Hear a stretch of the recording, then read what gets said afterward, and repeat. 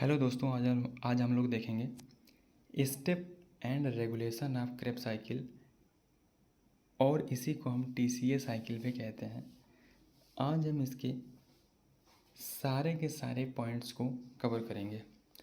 देखिए, जो हमारा क्रेब साइकिल होता है वो स्टार्ट कब होता है?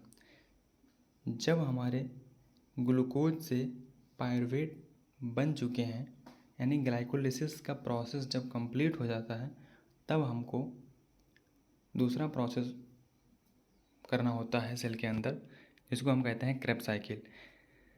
तो देखिए, जो हमारा ग्लाइकोलिसिस है, ग्लाइकोलिसिस को हमने स्टेप बाय स्टेप इसके पहले वाले वीडियो में बता दिया है। अगर आपने उस वीडियो को नहीं देखा है तो आप उसको पहले देखेंगे, फिर आप इस वीडियो को देखेंगे तो आप चीज़ों को बराबर कनेक्ट कर पाएंगे। ठीक है। देखिए, जब भी हमारा कोई भी ग्लूकोज है, ग्लूकोज से जब पायरुवेट बनता है तो उस पायरुवेट को क्रेब साइकिल में जाने से पहले एक लिंक रिएक्शन से होके गुजरना पड़ता है। ठीक है। उस लिंक रिएक्शन में जो एंजाइम काम करते हैं, उस एंजाइम को हमने नाम दिया है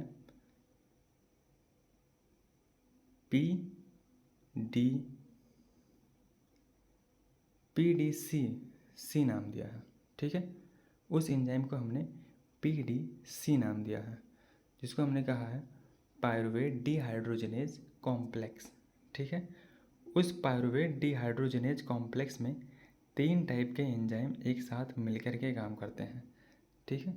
उसमें एक का नाम होता है पायरुवेट डिहाइड्रोजनेज, और दूसरे का नाम होता है डिहाइड्रोलिपोइल ट्रांसएस्टाइलेज, और तीसरे का नाम होता है डाईहाइड्रोपोइल डिहाइड्रोजनेज। ठीक है।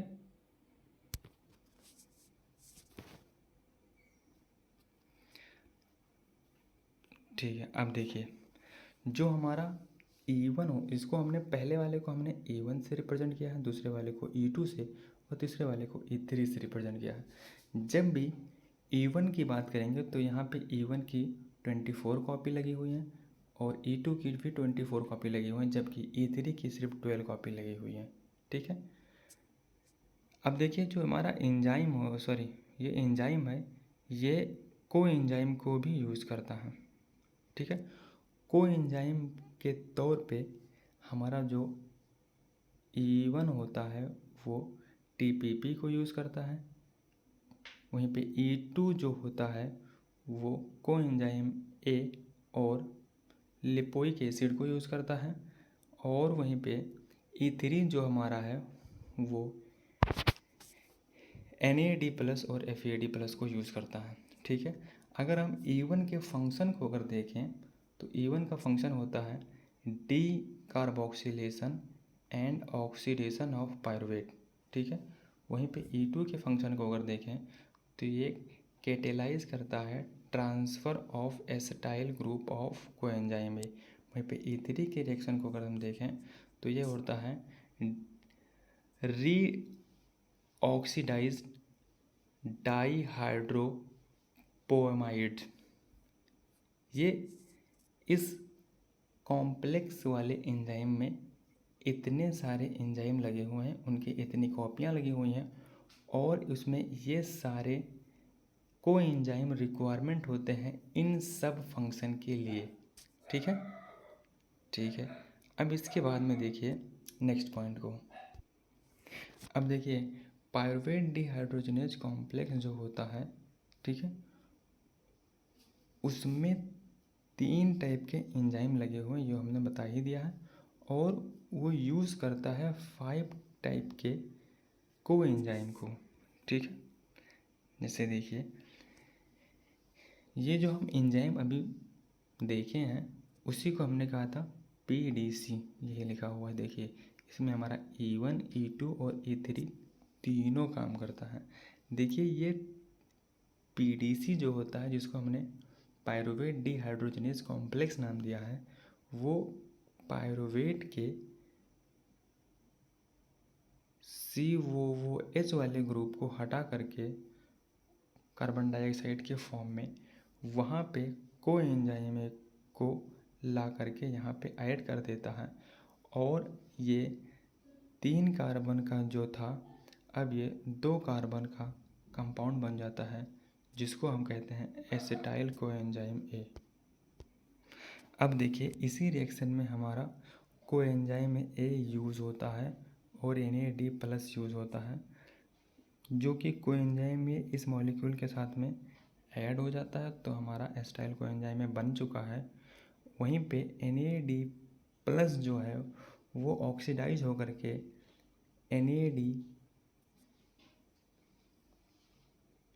NADH बन जाता है। ठीक है, अब देखिए जो क्या नाम है, ये एंजाइम है, ये अपने साथ कुछ कोएंजाइम को भी यूज़ करता है। उसमें देखिए हमारा जो TPP है इसको यूज़ करता है, लिपोएट है इसको यूज़ करता है और FAD को यूज़ करता है। ये हमारा DPDC एंजाइम। ठीक है, अब इसके बाद वाले में देखिए आगे जो हमारा ये PDC है एंजाइम, जिसको हमने कहा है पायरुवेट डिहाइड्रोजनेज कॉम्प्लेक्स, ये इनहिबिटेड हो जाता है बाय ओन प्रोडक्ट, अपने ही प्रोडक्ट के द्वारा ये इनहिबिट हो जाता है, जिसमें देखिए हमारा NADH आता है और एसिटाइल कोएंजाइम में आता है। देखिए थोड़ा सा ऊपर ये भी बताए हैं, ये देखिए इस रिएक्शन के दौरान क्या क्या बना है, NADH बना है और एसिटाइल कोएंजाइम में बना है। तो हमने यहाँ पे ये तो लिखा है कि ओन प्रोडक्ट के द्वारा यानी NADH के द्वारा और एसिटाइल कोएंजाइम के द्वारा ये क्या करता है, इनहिबिट हो जाता है। कौन? PDC, जिसको मेन एंजाइम माना गया है पूरे इस लिंक रिएक्शन को, इस लिंक रिएक्शन में। अब देखिए दूसरा हमारा यहाँ पे लगा हुआ है पायरुवेट डिहाइड्रोजनेज काइनेज, एक एंजाइम है, ये इनहिबिट कर देता है PDC को बाय द फास्फोराइलेशन, ये उसको फास्फोराइलेशन कर देता है। कब करता है? व्हेन एनर्जी लेवल हाई, जब भी एनर्जी लेवल हाई रहेगा तो ये जा करके उसको क्या कर देगा, फास्फोराइलेट कर देगा और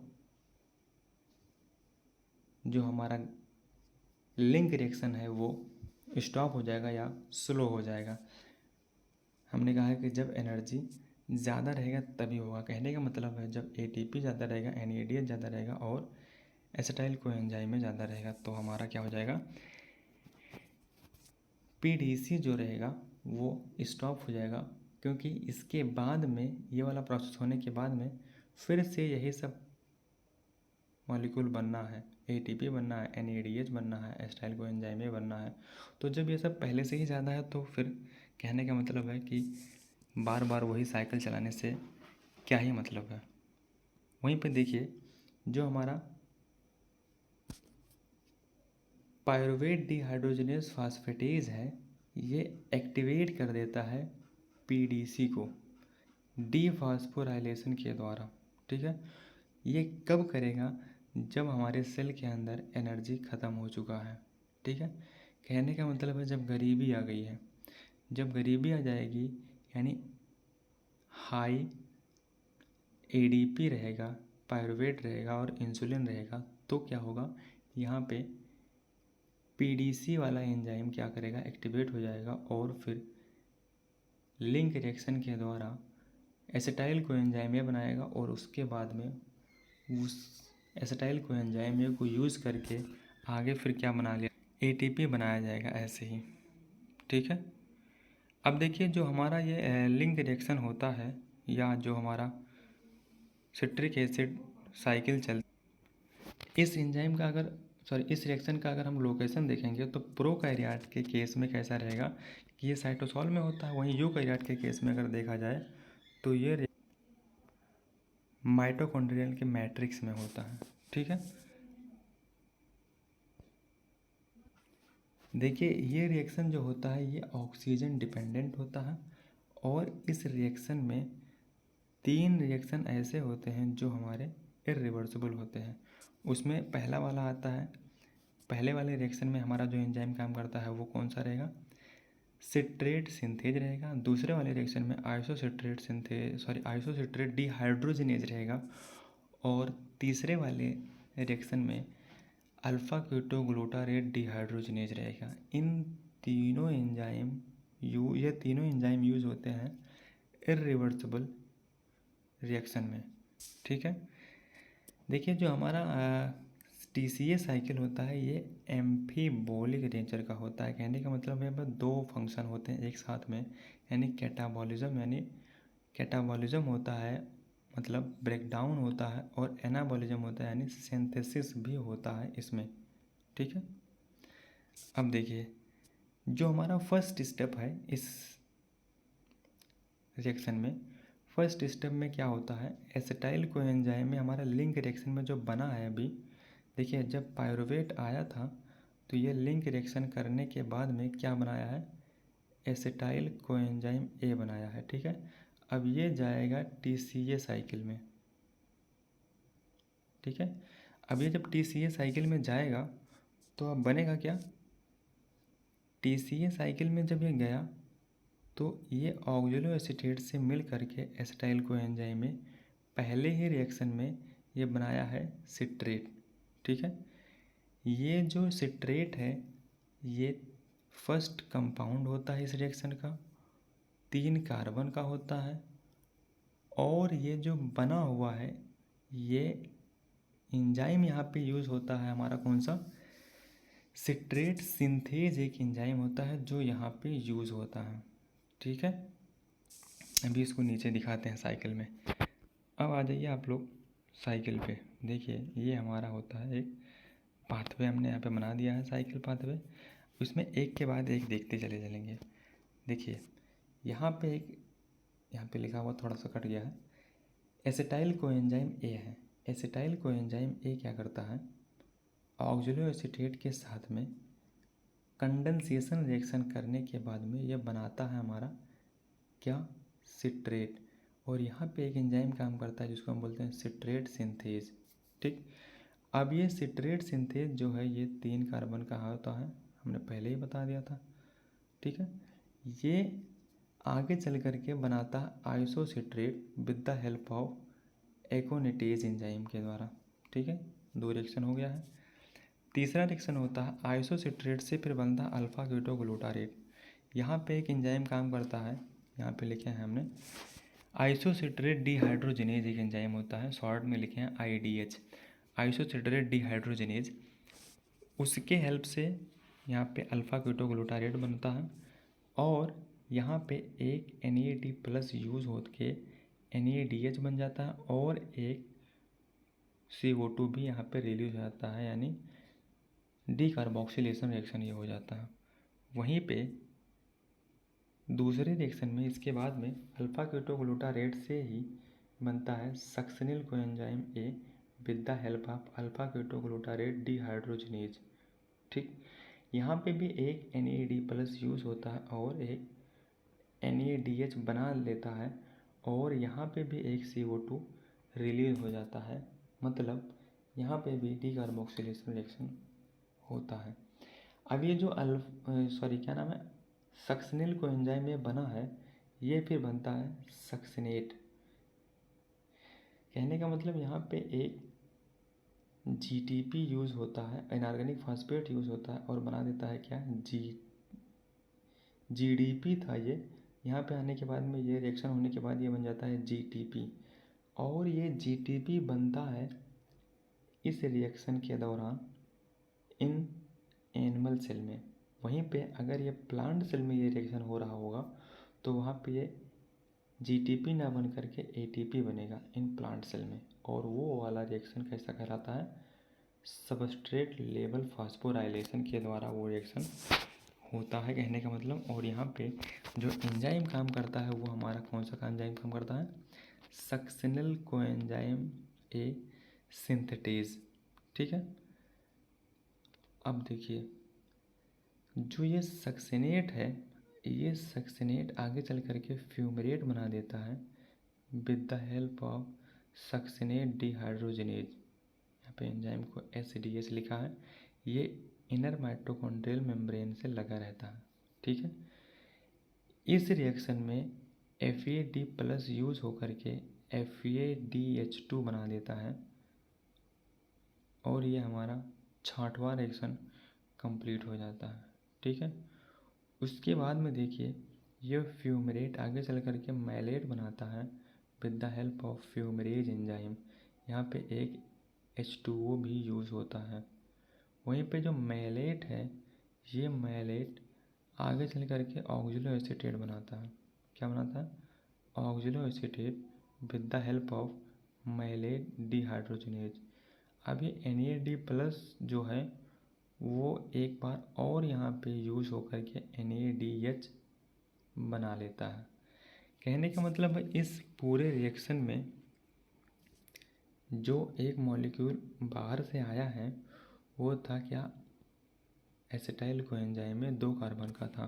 तो 2 कार्बन का था तो एक कार्बन तो यहाँ पे निकल गया है और एक कार्बन यहाँ पे निकल गया है।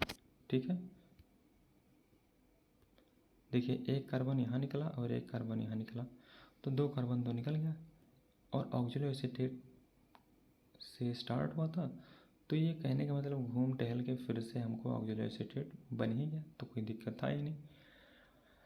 अब इसके बाद में यहाँ पे जो बाई प्रोडक्ट के रूप में और भी चीज़ें बनी हैं वो क्या क्या हैं देखिए सॉरी, यहाँ पे बना हुआ है एक इधर NADH और एक इधर NADH 2 हो गया और एक इधर कहीं बना हुआ है NADH, यानी 3 NADH बना हुआ है और एक FADH बना हुआ है। ठीक है, और एक इसमें कहीं पे GTP बना हुआ है। ये हमारा टोटल गेन है इस रिएक्शन का। ठीक है, इस क्रेब्स साइकिल की रिएक्शन का टोटल अर्निंग यही है। अब देखिए जो हमारा ये रिएक्शन हुआ है, इस रिएक्शन के रेगुलेशन में कौन कौन सा प्रोसेस होता है या कौन कौन सा मेथड के द्वारा हम इस रिएक्शन को रेगुलेट करते हैं। देखिए कहने का मतलब है जो हमारा क्रेब्स साइकिल है ये रेगुलेट कैसे होता है। तो देखिए पहला है यहाँ पे रेगुलेशन के लिए 3 एंजाइम को हमने यूज़ किया है। एक होता है सिट्रेट सिंथेज, एक होता है आइसोसिट्रेट डिहाइड्रोजनेज और एक होता है अल्फा कीटोग्लूटारेट डिहाइड्रोजनेज। ये 3 एंजाइम है, इन्हीं 3 एंजाइम को हमने यूज़ किया है रेगुलेशन के लिए। देखिए जो सिट्रेट सिंथेज होता है ये इनहिबिट हो जाता है with the help of ATP, NADH, citrate और सक्सिनिल कोएंजाइम है। कहने का मतलब जब हमारे यहाँ पे एनर्जी कैसा रहेगा? हाई, तो यहाँ पे क्या हो जाएगा? ये सिट्रेट सिंथेज इनहिबिट हो जाता है। वहीं पे आइसोसिट्रेट डिहाइड्रोजनेज जो है वो क्या करता है? इनहिबिटेड हो जाता है बाई ATP और NADH। ठीक है, लेकिन एक्टिवेट हो जाता है बाई ADP और कैल्शियम आयन और ADP की हेल्प से ये एक्टिवेट हो जाता है और इनहिबिट हो जाता है ATP और NADH की हेल्प से। अब देखिए जो तीसरा वाला हमारा एंजाइम था उसको हमने कहा था क्या? Alpha ketoglutarate dehydrogenase. ठीक है, कहने का मतलब है कि जो ये वाला एंजाइम है वो इनहिबिट होगा बाई सक्सिनिल कोएंजाइम में और अल्फा कीटो NADH के द्वारा हेल्प ये क्या होता है? इनहिबिट होता है। वहीं पे अल्फा कीटोग्लूटारेट जो है वो एक्टिवेट होता है with the help of calcium ion. तो ये हमारा रेगुलेशन हो गया TCA साइकिल का। ठीक है, अब देखिए जो TCA साइकिल होता है इसमें 2 रिएक्शन और होता है। एक को हमने कहा है एनाप्लूरेटिक रिएक्शन। एनाप्लूरेटिक रिएक्शन में देखिए क्या होता है? एना का मतलब होता है ऐड करना, यानी भरने वाला कोई रिएक्शन होगा उसको हमने कहा एनाप्लूरेटिक रिएक्शन। देखिए जो TCA साइकिल के इंटरमीडिएट को दोबारा भर देती है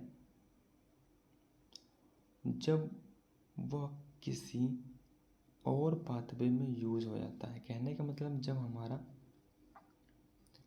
ये हो रहा था, क्या नाम है, TCA साइकिल। तो जो पायरुवेट से एक के बाद एक प्रोसेस हुआ है ना, तो यहाँ बीच बीच में जो इंटरमीडिएट बन रहे थे उनको ये बार बार कहीं पे यूज़ कर लिया जाता था दूसरे पाथवे में, ऐसे यहाँ से निकाल निकाल के। तो जब बार बार वहाँ से निकाल लोगे तो जो हमारा कंप्लीट होना है, यानी ऑक्सिलो एसीटेट जो बनाना था वो ऑक्सिलो एसीटेट अब बन नहीं पाएगा, कहने का मतलब।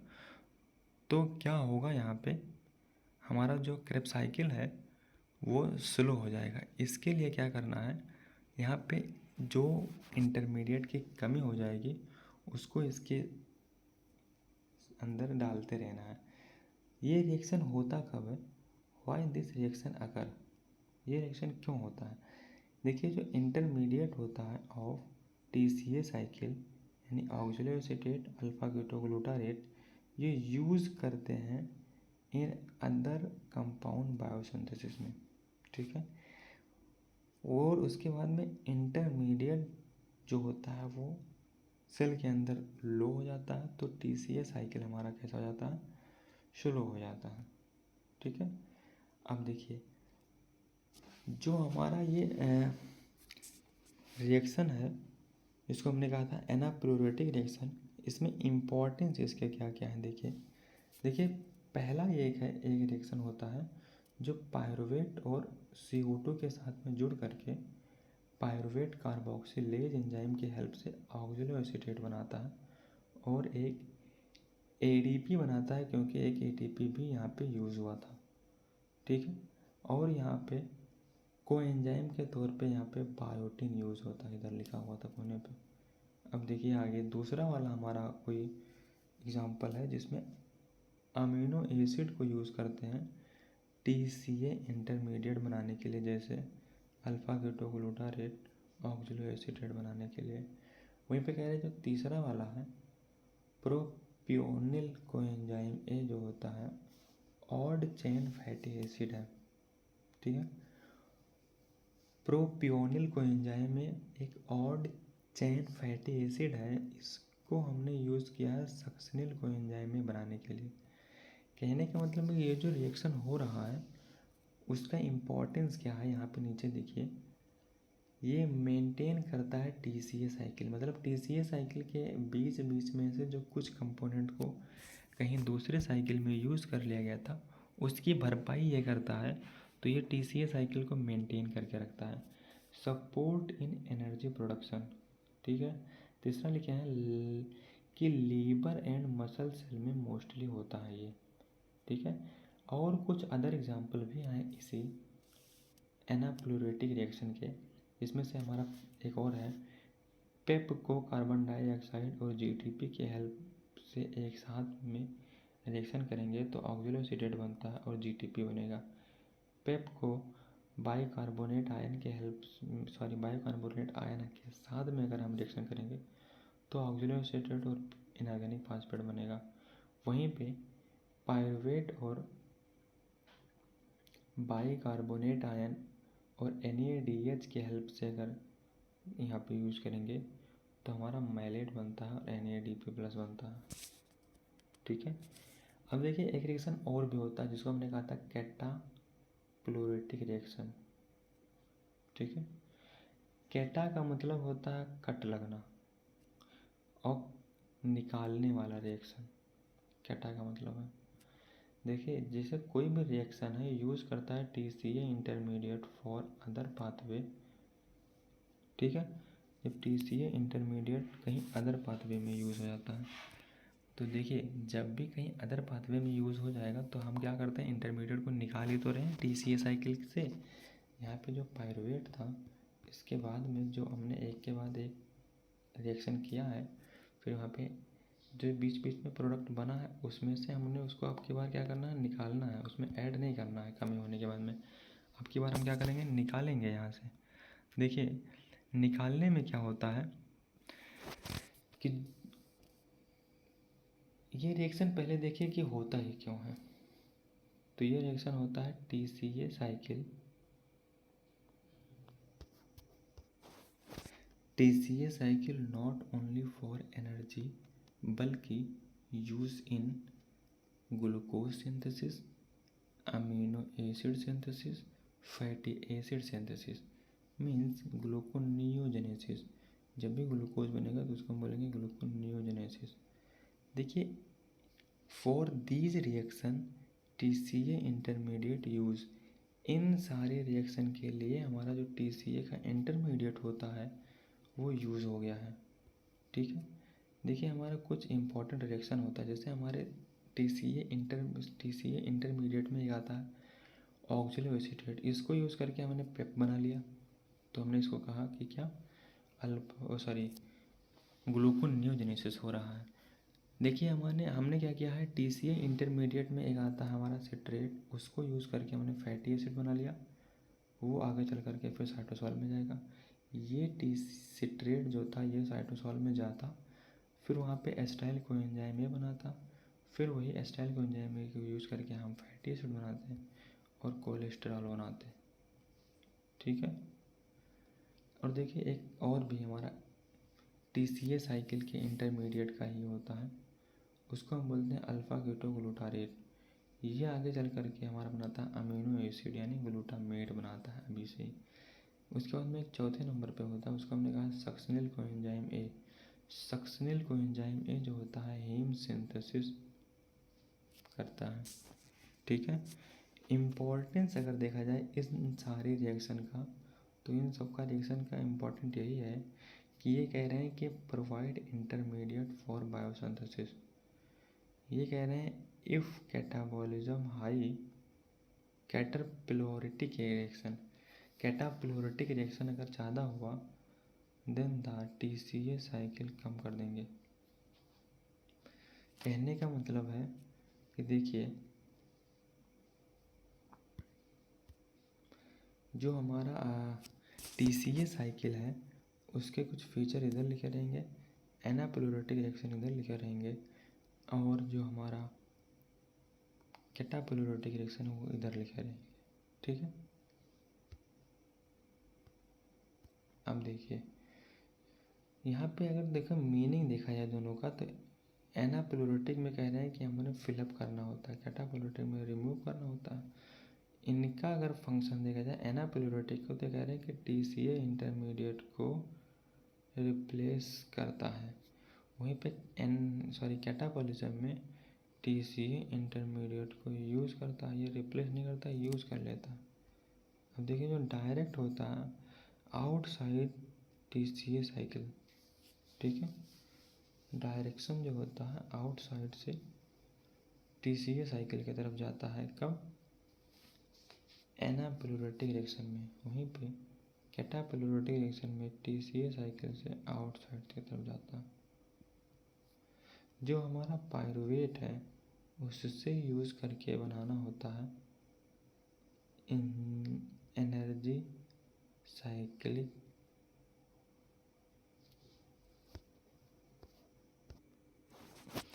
देखिए इसका पर्पस होता है कि एनर्जी साइकिल मेंटेन रहे। ठीक है, और जो दूसरा वाला था उसका पर्पस होता है कि बायोसिंथेसिस हो। एग्जाम्पल अगर देखा जाए इन दोनों रिएक्शन में, तो पायरुवेट ऑक्जेलो एसीटेट बनाता है, ये हो जाता है हमारा एनाप्लोरेटिक वाले का, वहीं पे कैटाप्लोरेटिक वाले के लिए होता है सिट्रेट फैटी एसिड, सिट्रेट से फैटी एसिड बन जाए।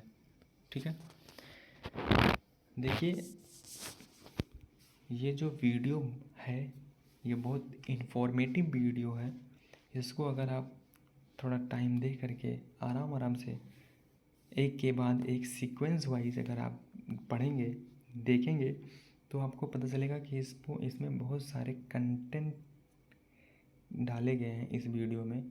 और इसके पहले जो हमने डाला था वीडियो ग्लाइकोलिसिस के लिए, उसमें हमने ग्लाइकोलिसिस को बताया था, मेटाबॉलिज्म को बताया था, मेटाबॉलिज्म के टाइप्स को, एनाबॉलिज्म और कैटाबॉलिज्म को बताया।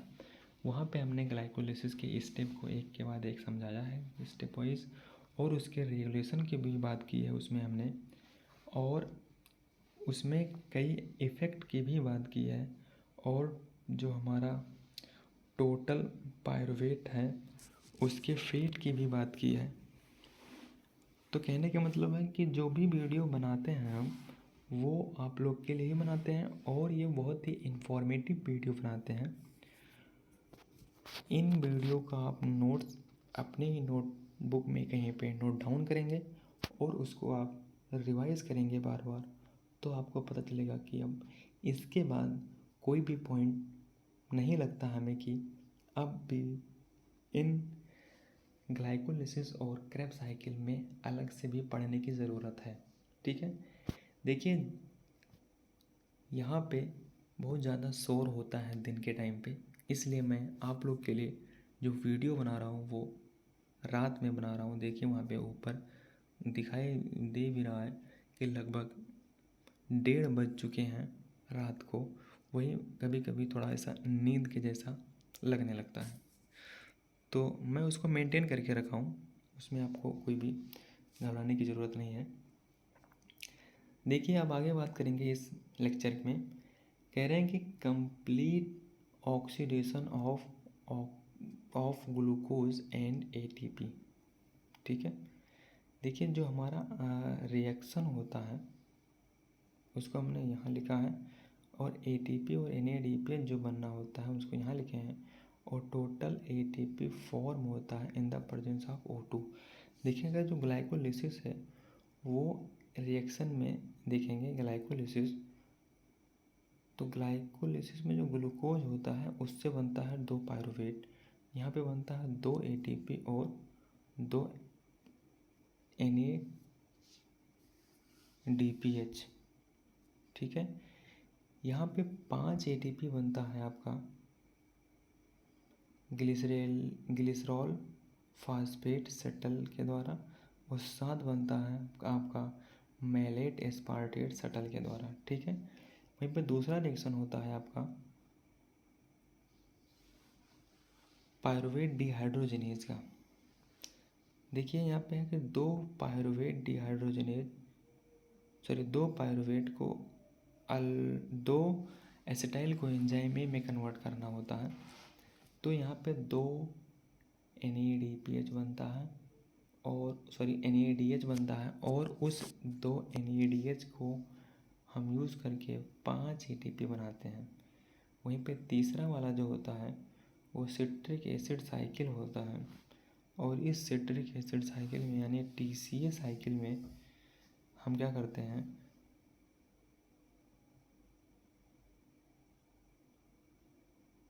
2 GTP बनाते हैं। ठीक है, 6 NADH बनाते हैं और 2 FADH बनाते हैं। ठीक है, और टोटल यहाँ पे ATP की बात करें तो क्या होता है 20 ATP बनता है, यानी टोटल अगर हम कहें कि एक ग्लूकोज से कितने ATP बनते हैं, तो आप कहोगे कि 32। ठीक है, अब देखिए जो हमारा इफ़ वी एज्यूम, अगर हम एज्यूम करें कि जो ग्लिसरॉल फास्फेट शटल था वो ब्रेन और मसल्स में चलता है तो 30 ATP बनेगा। अगर if we assume malate aspartate shuttle होता है तो हार्ट के अंदर या लीवर के अंदर या किडनी के अंदर होता है तो 32 ATP बनते हैं। ठीक है, अब इसमें एक लास्ट टॉपिक और अभी ऐड करना है कि अब कोई भी ज़रूरत थी नहीं इसको ऐड करने की, लेकिन ऐड कर दिया है आप लोग के लिए कि अब आप लोग को कहीं अलग से कोई भी कंटेंट इस टॉपिक के लिए देखना ना पड़े। यही हमारा ही वीडियो आपके लिए अंतिम लाइन रहे इस टॉपिक पे।